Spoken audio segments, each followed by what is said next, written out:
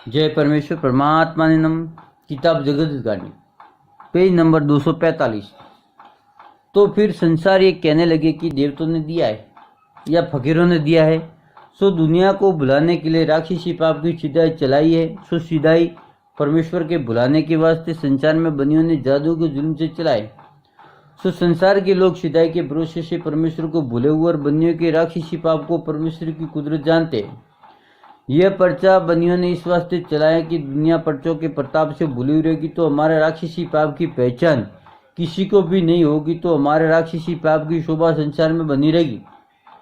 सो दुनिया को तो खबर नहीं कि राक्षसी पाप में बाबा का ब्रह्म कैद इसे बाबा दुखी है। सो दुनिया की बुद्धि जादू से भ्रष्ट कर दी, जिससे दुनिया को ऐसा ही सुझा दे कि बाबा जान के गेला बन गया है। और जब तक मैंने बनियों की जाल का हाल किताब में नहीं लिखवाया था, जब तक तो मेरे ऐसे ऐसे पर्चे लोगों को भुलाने के वास्ते सुझाए थे। और जब से मैंने इनके जाल को संसार में जाहिर करना शुरू किया और किताब में लिखवाया, जब से मेरे कहने से किसी का भी भला बुरा नहीं होता है। सो मैं तो पहले भी किसी के भलाई के और बुराई के वास्ते नहीं कहता था और अब भी किसी को कुछ नहीं कहता हूँ। परंतु ये महाजन खुद ही अपने राक्षसी पाप जो चाहते थे वो करते थे, जो चाहते हैं वो अब करते हैं।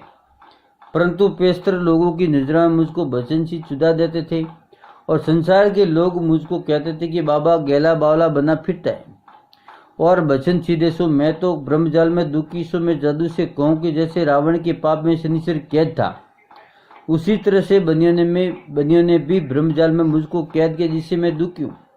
सो संसार की बुद्धि जादू के जुल्म से कैद हुई है।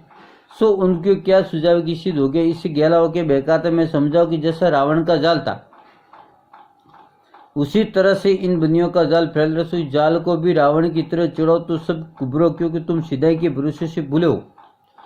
सो मैंने इंद्रजाल की सीधाई बहुत देखी, उसी जाल में कैद हो दुखी, जो कि मैंने नामदेव जी सिपा का हाल ऊपर लिखा है कि नामदेव जी को द्वारका नाथ जी ने मंदार को फेर के दर्शन दिए थे।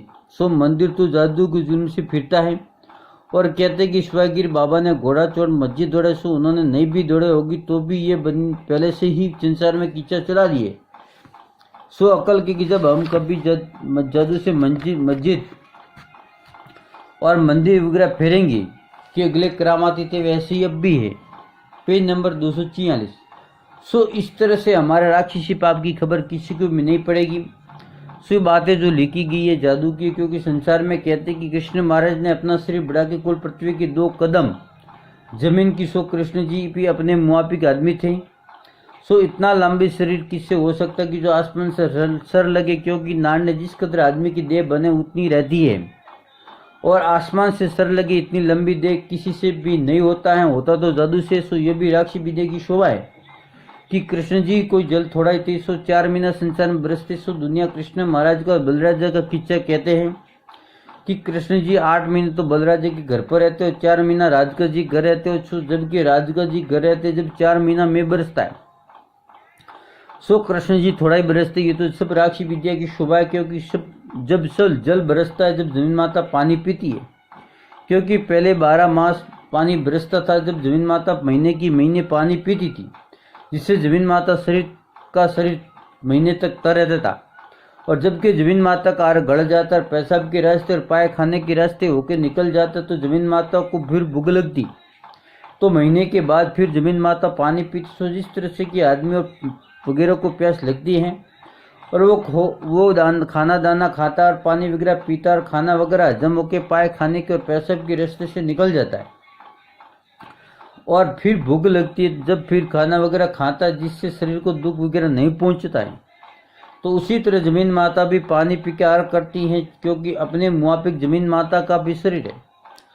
सो जब इसका आहार गलता है, जब पेशाब और पाए खाने के ही रास्ते निकलता है, जब रत्नाकर चाकर नीचे को उतर जाता है, सो रत्नाकर चाकर जमीन माता की उजड़ी है।